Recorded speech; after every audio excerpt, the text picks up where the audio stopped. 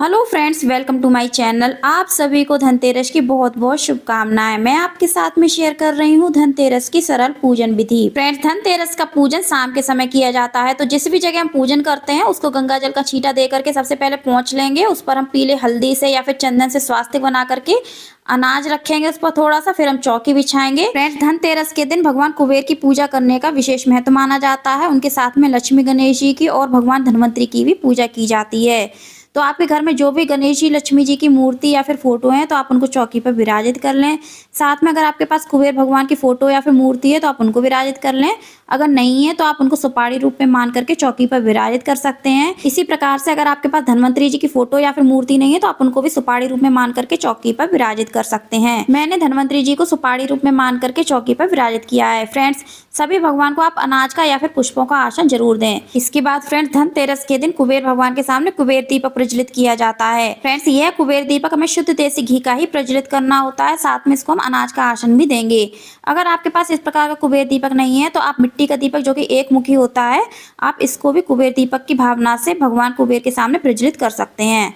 अब आप धनतेरस के दिन जो भी बर्तन लाते हैं या फिर जो भी सोना चांदी लाते हैं, आप उसको माता लक्ष्मी के सामने जरूर रखें। अगर आप सोना चांदी नया नहीं लाते हैं तो कोई बात नहीं, आपके घर में जो भी पहले से सोना चांदी रखा हुआ है आप उसको भी माता लक्ष्मी के सामने धनतेरस के दिन रख सकते हैं, क्योंकि चौकी पर उनका पूजन किया जाता है। साथ में आप पूजन करने के लिए कुछ नोट भी रख सकते हैं या फिर आप इस प्रकार की गड्डी भी रख सकते हैं। इसके बाद फ्रेंड, धनतेरस के दिन झाड़ू लाने का महत्व माना जाता है। तो अगर आप झाड़ू लाए हैं तो धनतेरस की पूजा के समय चौकी के पास जरूर रखें। झाड़ू का पूजन कुछ लोग धनतेरस के दिन करते हैं, कुछ लोग दिवाली के दिन करते हैं, लेकिन झाड़ू खरीदने का महत्व धनतेरस के दिन ही माना जाता है। अगर आप धनतेरस के दिन झाड़ू का पूजन किसी कारणवश नहीं कर पाते हैं तो दिवाली के दिन भी कर सकते हैं। तो यहाँ पर मैंने झाड़ू को भी रख लिया है।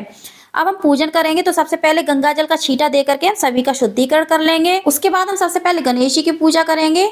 तो गणेश जी को हम रोली का तिलक लगाएंगे। उसके बाद हम भगवान कुबेर को रोली का तिलक लगाएंगे, माता लक्ष्मी को रोली का तिलक लगाएंगे, साथ में भगवान धनवंतरी को भी रोली का तिलक लगाएंगे। फ्रेंड्स, धनतेरस के दिन माता लक्ष्मी, गणेश जी और उनके साथ में कुबेर जी की पूजा करने से धन में 13 गुना वृद्धि होती है। और अगर हम भगवान धनवंतरी की पूजा धनतेरस के दिन करते हैं तो स्वास्थ्य हमारा अच्छा बना रहता है, घर परिवार में सभी का स्वास्थ्य अच्छा रहता है। फ्रेंड्स, धनवंतरी जी जो कि आयुर्वेद के देवता माने जाते हैं, धनतेरस के दिन ही वो अमृत कलश लेकर के पृथ्वी पर अवतरित हुए थे। इस प्रकार से सभी का पूजन में रोली अच्छा चंदन से किया है। सभी को मस्त रूप में मौली अर्पित कर देंगे। साथ में कुबेर जी, गणेश जी और धनवंतरी जी को हम जनेऊ अर्पित कर देंगे। अगर आपके पास जनेऊ नहीं है तो आप मौली भी अर्पित कर सकते हैं। इसके साथ ही हम धनवंतरी जी को, गणेश जी को, कुबेर जी को, माता लक्ष्मी को पुष्प अर्पित करेंगे। गणेश जी को और माता लक्ष्मी को हो सके तो आप लाल पुष्प अर्पित करें।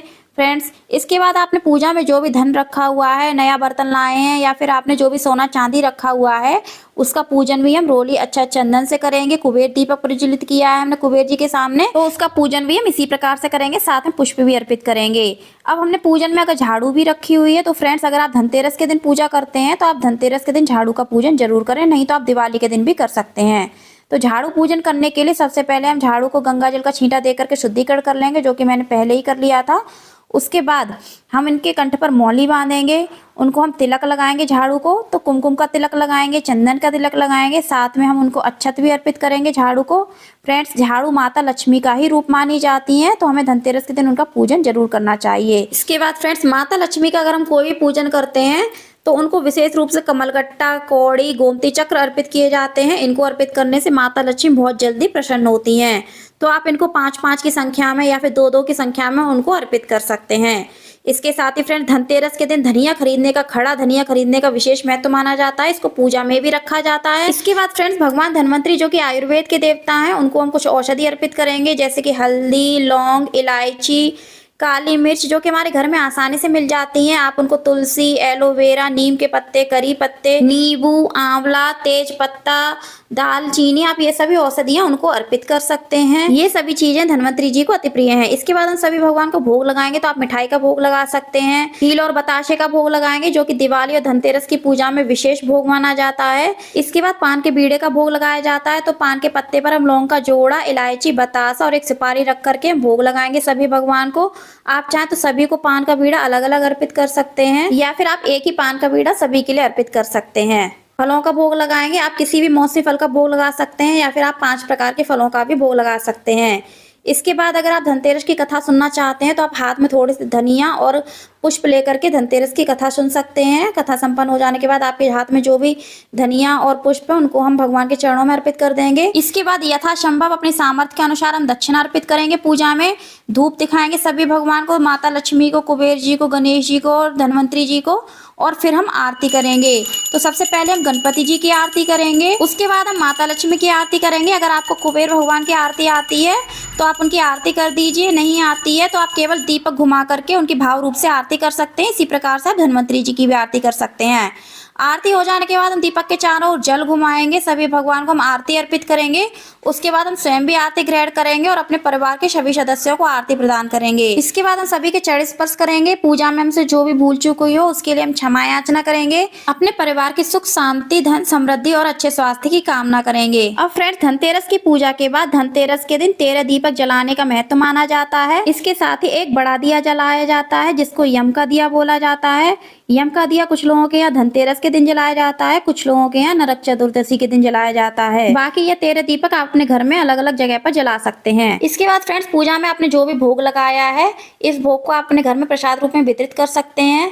धनिया रखा है पूजा में, आप इसको पीस करके आप अपने घर में यूज कर सकते हैं। खील बतासे का भोग अपने घर में प्रसाद में वितरित कर सकते हैं। इसके अलावा फ्रेंड्स, पूजन में आपने जो भी सामग्री यूज की है या फिर अर्पित की है इसको आपको अपने घर में ही रखना है, बाहर किसी को भी नहीं देना है। तो आपने कौड़ी, कमल कट्टे और गोमती चक्र पूजा में रखे हैं, इनको आप अपनी तिजोरी में रख सकते हैं। फ्रेंड्स, आज के दिन तिजोरी का पूजन करने का भी महत्व माना जाता है। और जो भी धन आपने पूजा में रखा है इसको आप अपने वापस तिजोरी में रख सकते हैं।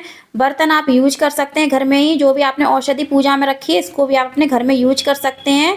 दक्षिणा भी आप अपने घर में ही रखें। जो भी फूल आपने पूजा में चढ़ाए हैं इनको भी आप अपने घर के गमले में विसर्जित करें। और जो भी अनाज आपने पूजा में यूज किया है इसको आप अपने घर के अनाज में मिक्स कर सकते हैं। तो फ्रेंड्स, वीडियो आपको कैसी लगी कमेंट करके जरूर बताना। अच्छी लगी हो तो लाइक करना, ज्यादा से ज्यादा शेयर करना, चैनल को सब्सक्राइब करना, बेल आइकन को प्रेस करना। मिलते हैं फिर किसी नई वीडियो के साथ में। राधे राधे।